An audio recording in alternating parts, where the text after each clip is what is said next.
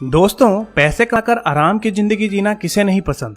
क्या आप नहीं चाहते आपके पास एक बड़ा घर हो, एक अच्छा सा गाड़ी हो और हर साल आप महंगे वेकेशन पर जा सके, और ये सब आप पैसे की चिंता बिना करे और बिना लोन लेकर कर पाए।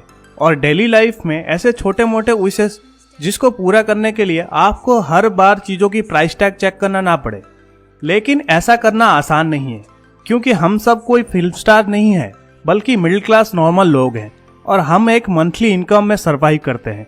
चाहे वो पैसे किसी जॉब की सैलरी के रूप में आते हो या फिर किसी बिजनेस की इनकम से।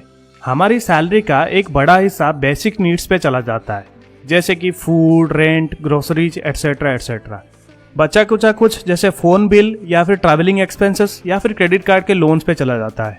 इन सब के बाद आपके महीने की एंड तक कुछ पैसा बचता है तो सही, वरना आप अगले महीने का सैलरी का वेट करते हो और फिर से वही प्रोसेस शुरू हो जाता है और ये साइकिल आपकी जिंदगी भर चलता है।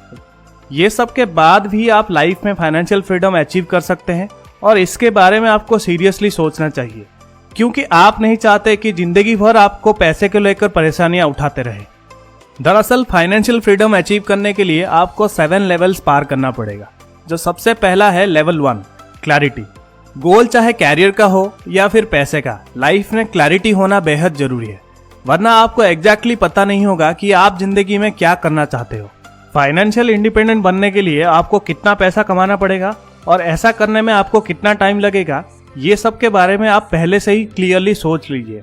और अभी आपके नेटवर्थ कितना है ये आपको एग्जैक्टली पता होना चाहिए, या फिर अभी आप स्टूडेंट हो या फिर अनएम्प्लॉयड हो। इससे आपको एग्जैक्टली पता चल जाएगा आपको क्या करना पड़ेगा आगे की लाइफ में। फाइनेंशियल फ्रीडम अचीव करने के लिए एक अमाउंट टारगेट सेट करना पड़ेगा। वो अमाउंट सबके लिए अलग अलग होता है। किसी के लिए ये 1 करोड़ हो सकता है या फिर 2 करोड़।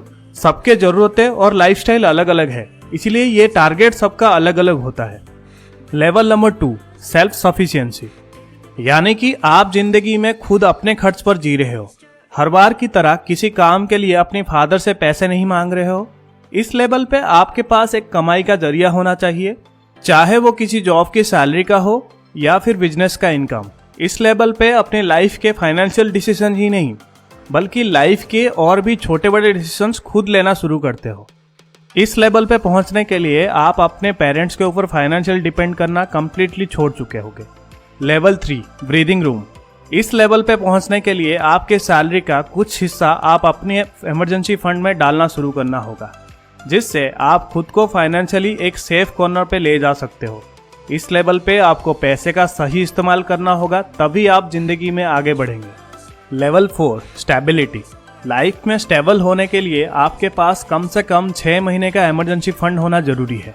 तभी आपके जॉब अगर अचानक से चले जाए तो भी आपको ज़्यादा टेंशन नहीं होगा। इस लेवल पे आप फाइनेंशियली साउंड और स्टेबल होंगे।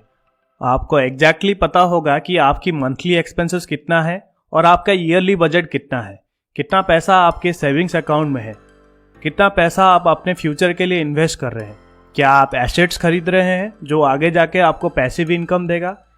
इस लेवल पे पहुंचने के लिए आपको सिर्फ फाइनेंशियली नहीं, बल्कि अपनी स्किल्स और कैरियर में भी काफ़ी अपग्रेड करना पड़ेगा।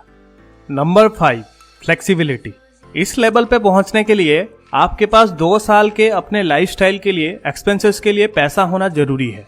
अगर किसी मेडिकल इमरजेंसी की वजह से आपको 6 महीने अपने जॉब से छुट्टी लेना पड़े, तो आप ये बेझिझक और बिना सोचे ले सकते हैं और अपने जॉब को लेकर आप टेंशन फ्री होकर जी सकते हैं।